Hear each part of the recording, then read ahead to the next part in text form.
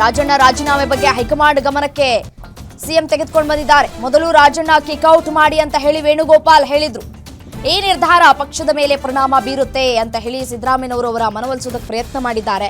ಒಂದು ಸಮುದಾಯದ ನಾಯಕ ರಾಜಣ್ಣ ಏಕಾಏಕಿ ಕಿಕ್ಔಟ್ ಸರಿಯಲ್ಲ ಅಂತ ಹೇಳಿ ಸಿದ್ದರಾಮಯ್ಯನವರು ಮಾತನಾಡಿದ್ದಾರೆ. ಪಕ್ಷದ ವಿರುದ್ಧ ಮಾತಾಡಿದರೆ ಹೈಕಮಾಂಡ್ ಸಹಿಸೋದಿಲ್ಲ ಎನ್ನುವಂತಹ ಸಂದೇಶವನ್ನ ಈ ಮೂಲಕ ರವಾನೆ ಮಾಡಲಾಗಿದೆ. ರಾಹುಲ್ ಗಾಂಧಿ ಹೇಳಿದಂತೆ ಕಿಕ್ಔಟ್ ಮಾಡಿ ಅಂತ ವೇಣುಗೋಪಾಲ್ ಸಂದೇಶ ರವಾನೆ ಮಾಡಿದ್ರು. ವರಿಷ್ಠರ ಸೂಚನೆ ಮೇರೆಗೆ ರಾಜಣ್ಣ ರಾಜೀನಾಮೆಯನ್ನ ಪಡೆದುಕೊಂಡ್ರು ಸಿದ್ದರಾಮಯ್ಯನವರು.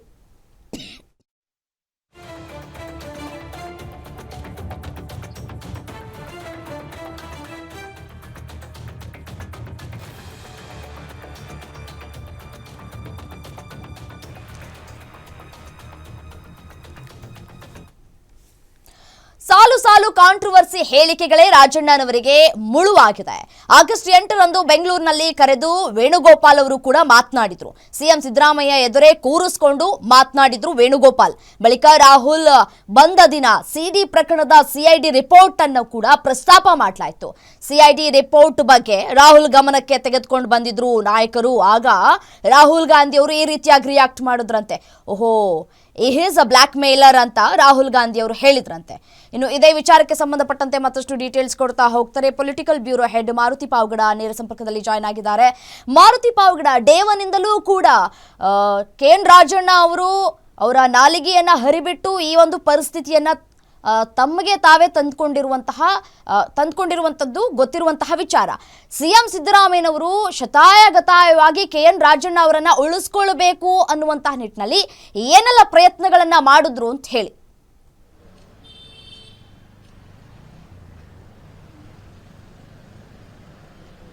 ರಮ್ಯಾ, ಖಂಡಿತ ಸಿದ್ದರಾಮಯ್ಯ ಅವರ ಬಣದಲ್ಲಿ ಗುರುತಿಸಿಕೊಂಡಿರುವಂತಹ ಸಿದ್ದರಾಮಯ್ಯ ಅವರ ಜೊತೆ ಬಹಳಷ್ಟು ವರ್ಷಗಳಿಂದ ಅಂದ್ರೆ ಜನತಾ ಪರಿವಾರದಿಂದ ಇವತ್ತಿನವರೆಗೂ ಕೂಡ ಸಿದ್ದರಾಮಯ್ಯ ಅವರ ಜೊತೆ ಗುರುತಿಸಿಕೊಂಡಿರುವಂತಹ ರಾಜಣ್ಣ ಅವರನ್ನ ಯಾವುದೇ ಕಾರಣಕ್ಕೂ ಅಷ್ಟು ಸುಲಭವಾಗಿ ಕೈ ಬಿಡಬಾರದು ಅನ್ನುವಂತ ಒಂದು ಲೆಕ್ಕಾಚಾರದಲ್ಲಿ ಮುಖ್ಯಮಂತ್ರಿ ಸಿದ್ದರಾಮಯ್ಯ ಅವರು ನಿನ್ನೆ ಇಡೀ ದಿನ ಸರ್ಕಸ್ ಮಾಡಿರೋದು ನಿಜ. ಯಾವಾಗ ರಾಹುಲ್ ಗಾಂಧಿ ಅವರಿಂದ ಸಂದೇಶವನ್ನ ಪಡೆದು ವೇಣುಗೋಪಾಲ್ ಅವರು ಸಿದ್ದರಾಮಯ್ಯ ಅವರಿಗೆ ಕರೆ ಮಾಡಿ ಫಸ್ಟ್ ಅವರನ್ನ ಕ್ಯಾಬಿನೆಟ್ ಇಂದ ವಜಾ ಮಾಡಿ ಅನ್ನುವಂತಹ ಒಂದು ಮಾತನ್ನು ಹೇಳಿದ್ರು.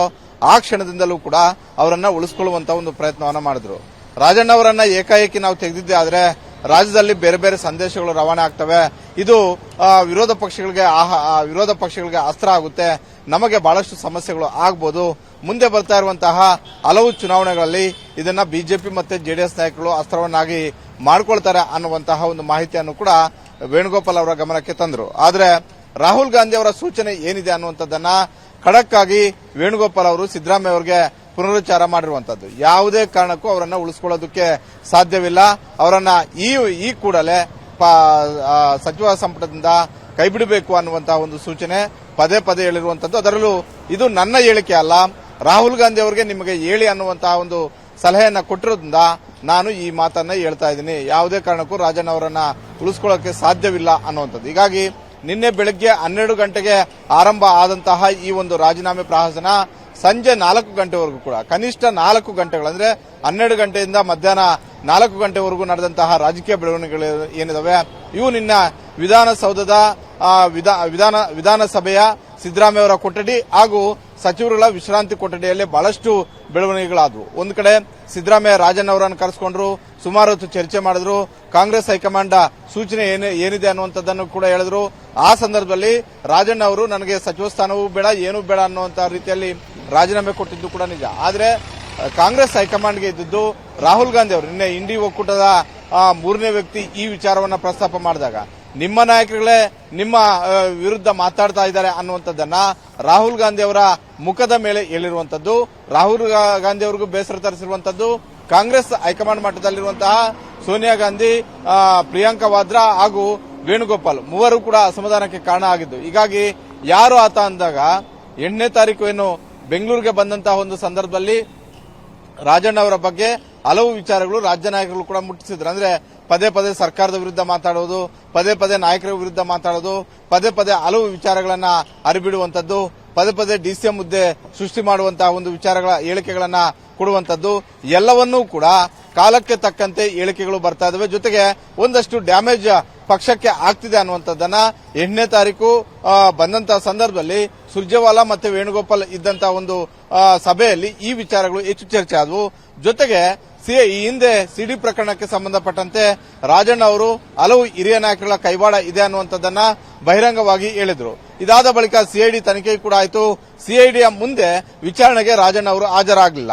ಈ ವಿಚಾರವನ್ನ ಮೊನ್ನೆ ಅವಕಾಶ ಸಿಕ್ಕಾಗ ಒಂದು ಬಣ, ನಾನು ಇಂಥವ್ರೆ ಅಂತ ಹೇಳ್ತಿಲ್ಲ, ಆದ್ರೆ ಒಂದು ಬಣ ಸಿದ್ದರಾಮಯ್ಯ ಅವರ ವಿರುದ್ಧ ಕೆಲಸ ಮಾಡ್ತಿರುವಂತಹ ಒಂದು ಬಣ, ಸಿದ್ದರಾಮಯ್ಯ ಅವರ ಟೀಮ್ ವಿರುದ್ಧ ಕೆಲಸ ಮಾಡ್ತಿರುವಂತಹ ಒಂದು ಬಣ ಸುರ್ಜೇವಾಲಾ ವೇಣುಗೋಪಾಲ್ ಅವರ ಗಮನಕ್ಕೆ ತರುವಂತಹ ಒಂದು ಪ್ರಯತ್ನವನ್ನು ಮಾಡಿದ್ರು.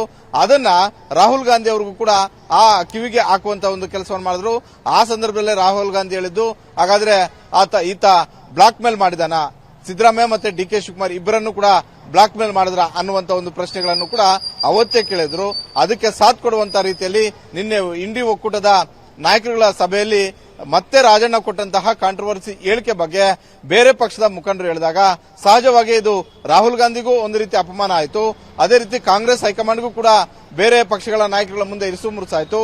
ನಿಮ್ಮದೇ ಪಕ್ಷದ ನಾಯಕರು ನಿಮ್ಮ ಹೇಳಿಕೆಗಳನ್ನ ಸಮರ್ಥನೆ ಮಾಡ್ತಿಲ್ಲ ಅಂದ್ರೆ ಹೇಗೆ ಅನ್ನುವಂತ ಒಂದು ಪ್ರಶ್ನೆಯನ್ನು ಇಟ್ಟಿದ್ದು ರಾಹುಲ್ ಗಾಂಧಿ ಅವರ ಕೋಪಕ್ಕೂ ಕೂಡ ಕಾರಣ ಆಯಿತು. ಹೀಗಾಗಿ ಬೇರೆ ಬೇರೆ ಕಡೆ ರಾಹುಲ್ ಗಾಂಧಿ ಅವರೇ ಸಿದ್ದರಾಮಯ್ಯ ಅವರಿಗೆ ಕರೆ ಮಾಡ್ತಿದೆ ಅನ್ನುವ ಸುದ್ದಿ ಬರ್ತಿದೆ. ಆದ್ರೆ ನೇರವಾಗಿ ರಾಹುಲ್ ಗಾಂಧಿ ಅವರು ಸಿದ್ದರಾಮಯ್ಯ ಅವರಿಗೆ ಕರೆ ಮಾಡಲಿಲ್ಲ. ವೇಣುಗೋಪಾಲ್ ಅವ್ರಿಗೆ ಹೇಳಿ ವೇಣುಗೋಪಾಲ್ ಇಂದ ಖಡಕ್ ಎಚ್ಚರಿಕೆಯನ್ನ ರಾಜ್ಯ ಕಾಂಗ್ರೆಸ್ ನಾಯಕರಿಗೆ ರವಾನೆ ಮಾಡಿದ್ದು, ಸಿದ್ದರಾಮಯ್ಯ ಅವರ ಜೊತೆ ಖುದ್ದು ಮಾತಾಡಿದ್ದು ವೇಣುಗೋಪಾಲ್ ಅವರು. ಯಾವುದೇ ಕಾರಣಕ್ಕೂ ಅವರನ್ನ ಸಂಪುಟದಲ್ಲಿ ಇಟ್ಕೋಬಾರದು, ಅವರನ್ನ ಸಂಪುಟದಿಂದ ತೆಗೀರಿ ಅನ್ನುವಂತ ಒಂದು ಸೂಚನೆ ಬಂದ ಬಳಿಕವೇ ಸಿದ್ದರಾಮಯ್ಯ ಬಹಳಷ್ಟು ಸರ್ಕಸ್ ಮಾಡಿದ್ರು ಕೂಡ ತಮ್ಮ ಅತ್ಯಾಪ್ತನನ್ನ ಉಳಿಸಿಕೊಳ್ಳುವಂತ ಒಂದು ಪರಿಸ್ಥಿತಿ ಕಾಂಗ್ರೆಸ್ ಹೈಕಮಾಂಡ್ ಮಾಡಲಿಲ್ಲ. ಕಾಂಗ್ರೆಸ್ ಹೈಕಮಾಂಡ್ ಗೆದ್ದಿದ್ದೇನಂತ ಹೇಳಿದ್ರೆ ಇದು ಕೇವಲ ರಾಜ್ಯಕ್ಕಷ್ಟೇ ಸೀಮಿತ ಆಗಬಾರದು, ಇಡೀ ದೇಶಕ್ಕೆ ಒಂದು ಸಂದೇಶ ಆಗಬೇಕು. ರಾಹುಲ್ ಗಾಂಧಿ ಅವರ ವಿರುದ್ಧ ಯಾರೆಲ್ಲ ಮಾತಾಡ್ತಾರೋ ಅವ್ರಿಗೆ ಒಂದು ತಕ್ಕ ಪಾಠ ಕಲಿಸಬೇಕು ಅನ್ನುವಂತಹ ಒಂದು ರೀತಿಯಲ್ಲಿ. ಯಾಕಂತ ಹೇಳಿದ್ರೆ ಕಳೆದ 1 ತಿಂಗಳ ಹಿಂದೆ 2 ತಿಂಗಳ ಹಿಂದೆ ಶಶಿ ತರೂರ್ ಕೊಡ್ತಿರುವಂತಹ ಹಲವು ಹೇಳಿಕೆಗಳು ಕಾಂಗ್ರೆಸ್ ಹೈಕಮಾಂಡ್ಗೆ ಯಾವ ರೀತಿಯಾಗಿ ಡ್ಯಾಮೇಜ್ ಆಗ್ತಿದ್ದಾವೆ ಅನ್ನುವಂಥದ್ದನ್ನ ನಾವು ನೋಡಿದ್ವಿ. ಹೀಗಾಗಿ ಮತ್ತೊಬ್ಬ ಶಶಿ ತರೂರ್ ಕರ್ನಾಟಕದಲ್ಲಿ ಉಗಮ ಆಗೋದು ಬೇಡ, ಇಂತಹ ಹೇಳಿಕೆಗಳನ್ನ ಸಹಿಸೋದಕ್ಕೆ ಸಾಧ್ಯವಿಲ್ಲ ಅನ್ನುವಂಥ ಒಂದು ಸಂದೇಶವನ್ನ ಪಿತೂರಿಯನ್ನ ಮಾಡಿದ್ದಾರೆ ಅನ್ನುವಂತಹ ಮಾತುಗಳನ್ನ ಕೂಡ ಅವರು ಆಡಿದ್ರು. ಹೈಕಮಾಂಡ್ ನಾಯಕರ ಗಮನಕ್ಕೆ ತರುವಂತಹ ಕೆಲಸವನ್ನ ಕೂಡ ಮಾಡ್ತೀವಿ, ಅವರಿಗೆ ಯಾರೋ ಬೇರೆ ರೀತಿಯಾಗಿ ಸಂದೇಶವನ್ನ ಕಳುಹಿಸಿದ್ದಾರೆ, ಅವರಿಗೆ ಮನವರಿಕೆ ಮಾಡುವಂತಹ ಕೆಲಸವನ್ನ ಕೂಡ ನಾನು ಮಾಡ್ತೀನಿ, ಹೈಕಮಾಂಡ್ ನಾಯಕರನ್ನ ಭೇಟಿ ಮಾಡ್ತೀನಿ ಅಂತ ಈಗ ರಾಜಣ್ಣ ಅವರು ರಿಯಾಕ್ಟ್ ಮಾಡಿದ್ದಾರೆ. ಹಾಗಾದ್ರೆ ರಾಜಣ್ಣ ಅವರ ಮುಂದಿನ ನಡೆ ಏನಾಗಿರುತ್ತೆ ಅನ್ನೋದು ಕುತೂಹಲಕ್ಕೂ ಕೂಡ ಕಾರಣ ಆಗ್ತಾ ಇದೆ.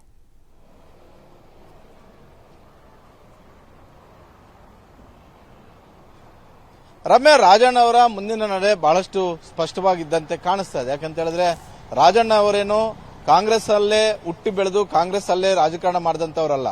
ಹಿಂದೆ ದೇವೇಗೌಡರ ಜೊತೆ ಇದ್ದಂತವರು, ದೇವೇಗೌಡರ ಗರಡಿಯಲ್ಲಿ ಬೆಳೆದಂತವರು, ದೇವೇಗೌಡರಿಂದಲೇ ಮೊದಲ ಬಾರಿಗೆ ಬೆಳ್ಳಾವಿ ವಿಧಾನಸಭಾ ಕ್ಷೇತ್ರದಿಂದ ಆಯ್ಕೆಯಾಗಿ ಬಂದಂತವರು, ಅದಕ್ಕೂ ಮೊದಲು MLC ಕೂಡ ಆಗಿದ್ದು ದೇವೇಗೌಡರ ಕಾಲದಲ್ಲಿ. ಅದಾದ ಬಳಿಕ ದೇವೇಗೌಡರಿಗೂ ಮತ್ತೆ ಅವರಿಗೆ ಹಲವು ಮನಸ್ತಾಪಗಳು ತುಮಕೂರು ಜಿಲ್ಲಾ ರಾಜಕಾರಣದಲ್ಲಿ ಸೃಷ್ಟಿಯಾದವು.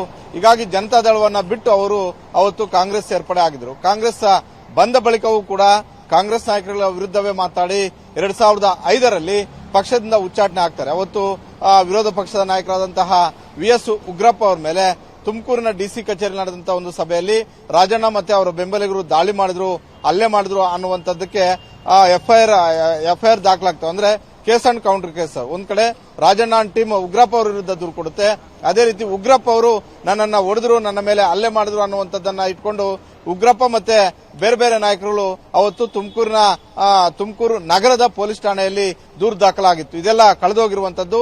ಆಗ ಕಾಂಗ್ರೆಸ್ ಹೈಕಮಾಂಡ್ ಇವರನ್ನ ಪಕ್ಷದಿಂದ ಉಚ್ಚಾಟನೆ ಮಾಡುವಂತಹ ಒಂದು ಕೆಲಸ ಮಾಡಿತ್ತು.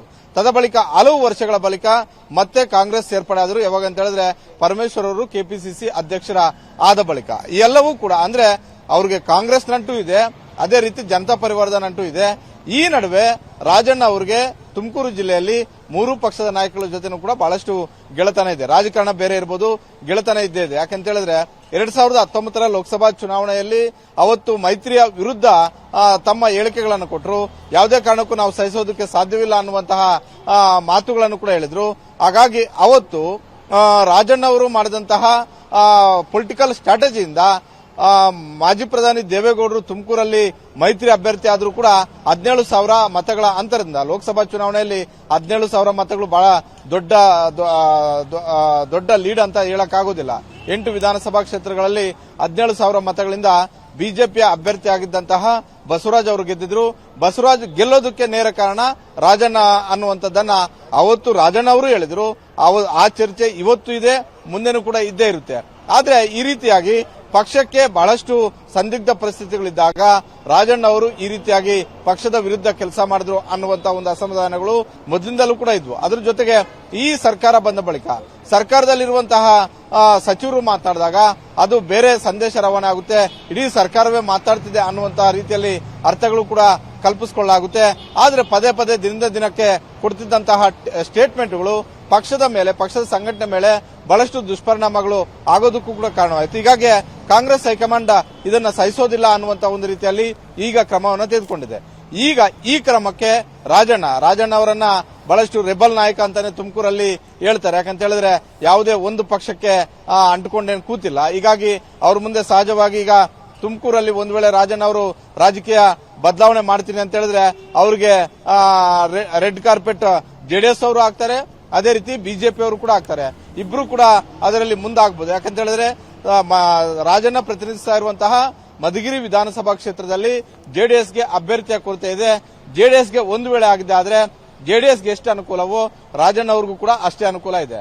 ಅದೇ ರೀತಿ ತುಮಕೂರು ಜಿಲ್ಲೆಯಲ್ಲಿ ಹಲವು ಇಡೀ ತುಮಕೂರು ಜಿಲ್ಲೆಯ ಡಿಸಿಸಿ ಬ್ಯಾಂಕ್ನ ನಾಯಕತ್ವವನ್ನ ಕಳೆದ 2 ದಶಕಗಳಿಂದ ಸುಮಾರು 20-22 ವರ್ಷಗಳಿಂದಲೂ ಕೂಡ ತಮ್ಮ ಹಿಡಿತದಲ್ಲಿ ಇಟ್ಕೊಂಡಿದ್ದಾರೆ. ಹೀಗಾಗಿ ಹಲವು ವಿಧಾನಸಭಾ ಕ್ಷೇತ್ರಗಳಲ್ಲಿ ರಾಜಣ್ಣ ಅವರ ವೋಟ್ ಬ್ಯಾಂಕ್ ಇದ್ದೇ ಇದೆ.